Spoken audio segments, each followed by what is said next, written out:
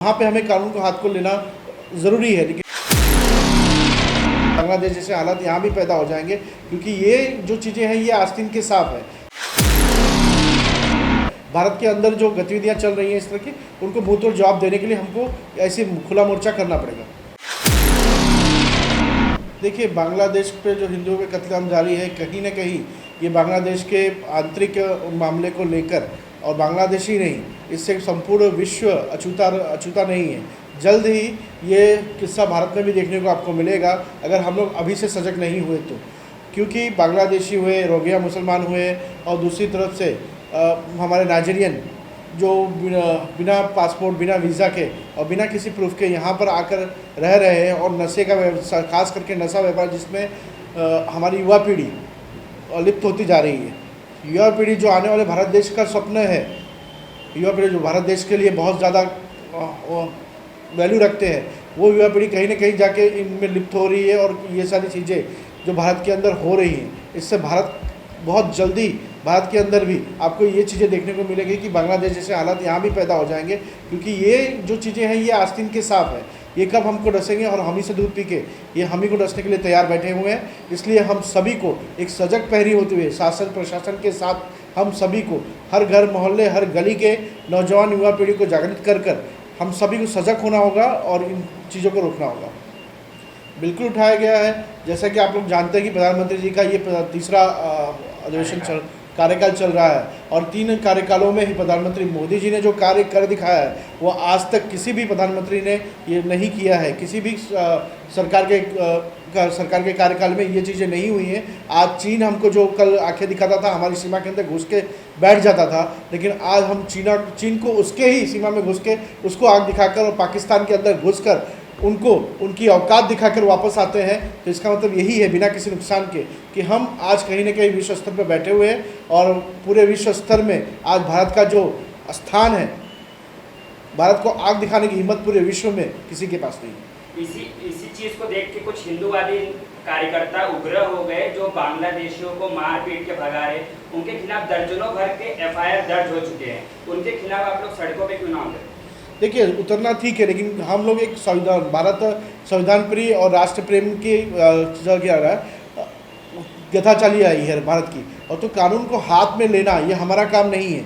लेकिन जहाँ कानून विवश हो जाता है, वहाँ पे हमें कानून को हाथ को लेना ज़रूरी है, लेकिन भारत में ये व्यवस्था नहीं है अभी। इसलिए मैं आप सभी नौजवानों से ये कहूँगा कि आप लोग कानून का सहारा लें, और कानूनन बांग्लादेश और जैसे नाइजीरियन लोगों के हैं जो नशे का व्यापार कर रहे हैं, बाकी गलत गतिविधियाँ कर रहे हैं, उनको यहाँ से खदेड़ करने के लिए कानून का सहारा लेकर ही करें, कानून को खुद हाथ में लेकर न करें।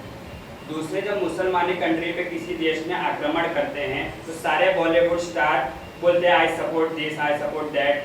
अभी इस समय बांग्लादेश में जो हिंदुओं पे हिंसा हुई है, उस पर कोई भी बॉलीवुड स्टार अभी तक अपनी प्रतिक्रिया नहीं दी है।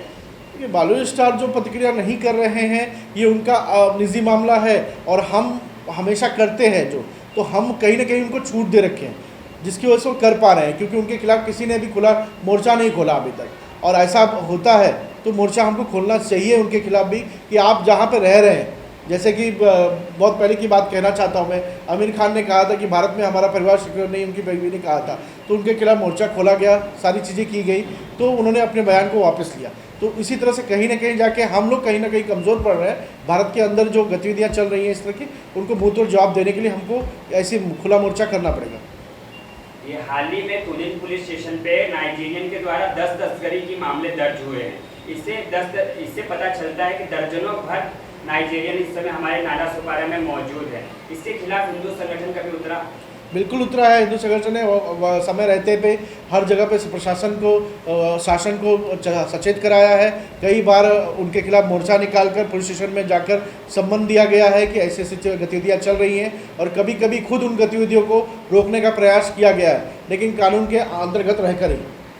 तो योगी जी ने बोला है कि जल्द से जल्द हम POK अपने कब्जे में लेंगे, और बांग्लादेश के हिंदुओं पे सबसे पहली प्रतिक्रिया योगी जी की आई है, उसके बारे में आप क्या कहेंगे? देखिए, योगी जी एक प्रदेश के मुख्यमंत्री हैं। जिस दिन वो प्रधानमंत्री होंगे तो POK नहीं रहेगा, भारत का हिस्सा रहेगा। वो तो बोले कि हमारे तीसरे कार्यकाल में 6 महीने के भीतर POK हमारे कब्जे में होगा। नहीं, मुख्यमंत्री के उनने ही बोला है 6 महीने पहले नाला बिल्कुल समारा में बिल्कुल है। बिल्कुल 6 महीने में बोला है, लेकिन ये किसके ऊपर बोला है? मोदी जी के ऊपर बोला है। तो मोदी जी ने जो काम किया है और बहुत जल्द जैसे कि कश्मीर से 370 हटी, 370 हटी, उसी तरह से पीओके भी बहुत जल्द मोदी जी के कार्यकाल में ही, उनके जाते जाते ही पीओके भी हमारा होगा। अभी आने वाले समय में अगर ये हिंसा हिंदुओं के खिलाफ बांग्लादेश में नहीं रुकी तो इसके खिलाफ आप क्या कहेंगे? देखिए, आने वाले देश समय में ये हिंसा अगर हिंदुओं के खिलाफ नहीं रुकती है तो हम पूरे विश्व के जो भी हैं सरताज बैठे हुए हैं सभी लोगों से, और जो भी प्रशासन में बैठे हुए हैं, एम्बेसी में बैठे हुए हैं, उन सभी से रिक्वेस्ट करें कि उन हिंदुओं को सुरक्षा प्रदान किया जाए, या उन हिंदुओं को कोई निवास स्थान दिया जाए जिससे वो, जैसे कश्मीर में पंडितों को दिया गया था, उसी तरह से उन हिंदुओं को भी दिया जाए।